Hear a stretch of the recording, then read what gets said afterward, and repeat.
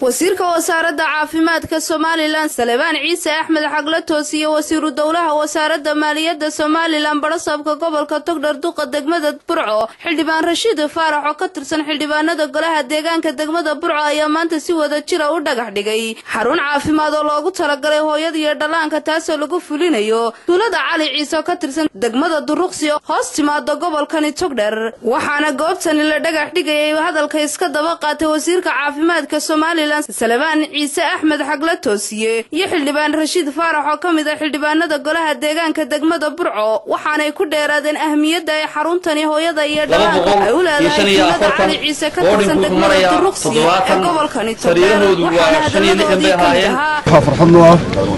aniga iyo wasiiru dawlaha maaliyadda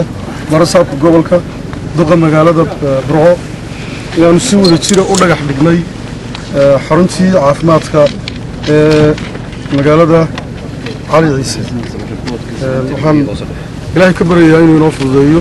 inoo dhiso inoo dhammaystiro dhaqsanaha hawshiisa aynu ugu bilaabo oo noqdo mid adeegyada caafimaad la keeno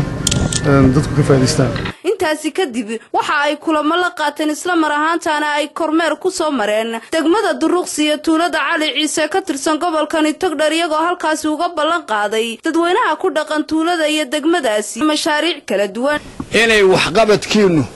saameeyay dalka reer Somaliland maamulka maanta ka jira aad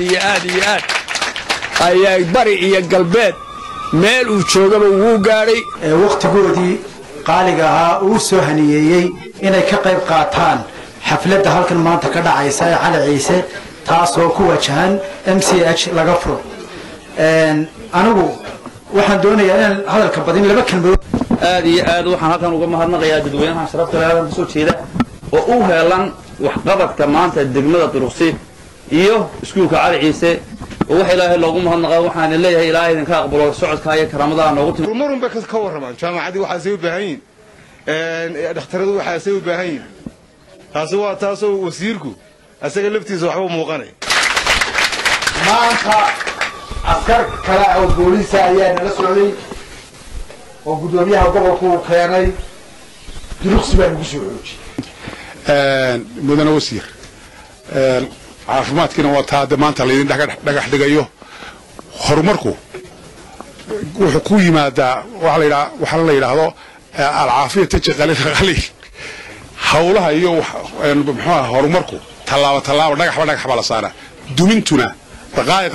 وبرواقة آذن محمد شبكة عالمية أودوين نيوز مقالة برعو